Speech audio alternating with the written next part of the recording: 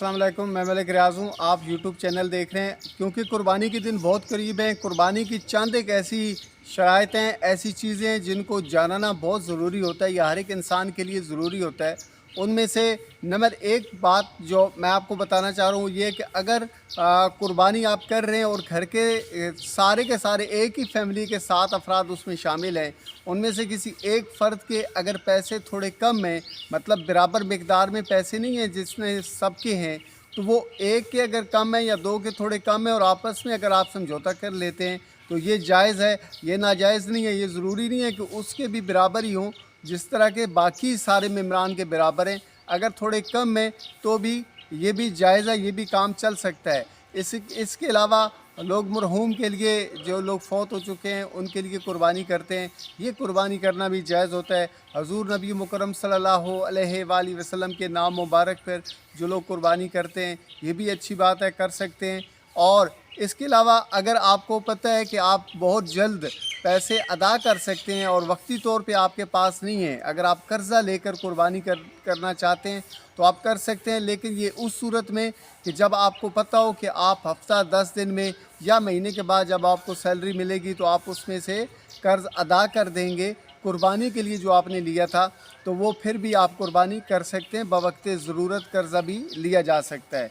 इसके अलावा जब भी आप कुर्बानी करेंगे तो उसके गोश्त को आपने तोलना है, बराबर मिक़दार में तोलने के बाद फिर आप तकसीम करेंगे। ऐसे ही अंदाज़े से कुर्बानी का गोश्त जो है वो आप तकसीम नहीं कर सकते। हाँ, एक सूरत में अगर फैमिली के सारे लोग एक ही फैमिली के 7 हिस्से हैं और वो सारे के सारे एक ही घर के अफराद हैं, तो अगर वो तोल कर तकसीम ना करें आपस में, ज़ाहिर बात है एक ही फैमिली है, तो वो अगर वैसे ही उसको इस्तेमाल करना चाहें तो जायज़ है। लेकिन अगर मुख्तलिफ़ किस्म के अफराद उसमें शामिल हैं और वो 7 अफराद हैं या जितने भी हैं, तो फिर उन्होंने बराबर हिस्से बनाने पड़ेंगे गोश्त के, बराबर तोल कर। फिर कलेजी जो होगी उसको भी बराबर करके सब के अंदर उसको मिक्स करना पड़ेगा, फिर आप हिस्से कर सकते हैं। ऐसे अंदाज़े के साथ काम नहीं चलेगा। इसके अलावा जब आप कुर्बानी करवा रहे होते हैं, अमूमन शहरों के अंदर ये मसला होता है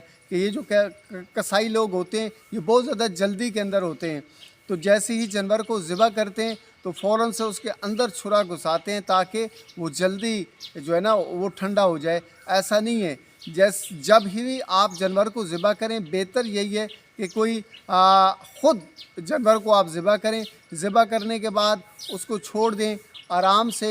जब वो ठंडा हो जाए उसके बाद उसकी जो है ना खाल को उतारने का सिलसिला शुरू करें। बहुत जल्दी उसको ठंडा करने के लिए अंदर छुरा घुसाना ये जायज़ नहीं है, ये अच्छी बात नहीं है। इसके अलावा जब कुर्बानी हो रही होती है तो सब लोग, काफ़ी सारे लोग अमूमन इकट्ठे होते हैं, तो उस दौरान शोर शराबा करना और जो है ना वो हल्ला गुल्ला करना सीटियाँ वगैरह बजाना ये जायज़ नहीं है, क्योंकि ये एक ऐन इबादत है। कुर्बानी एक बहुत ही ज़बरदस्त किस्म की इबादत है और इबादत में रुजू अल्लाह की तरफ होना चाहिए, न कि शोर शराबा होना चाहिए। ये दुरुस्त नहीं है। अमूमन ये शहरों में देखने के लिए आया है कि ऐसा होता है, तो ऐसा नहीं करना चाहिए।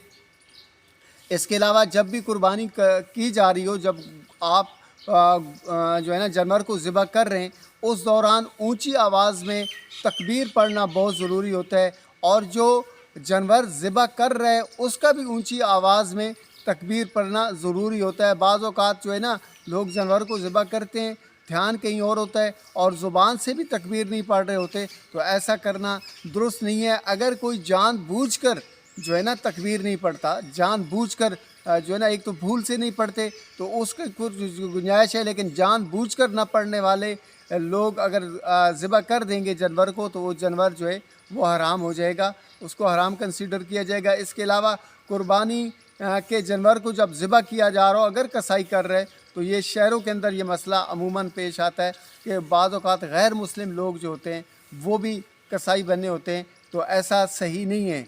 मुसलमान का होना बहुत ज़रूरी है। اور وہ کلمہ گو ہو، وہ حضور نبی مکرم صلی اللہ علیہ وآلہ وسلم کی ختم نبوت کے اوپر یقین رکھنے والا ہو۔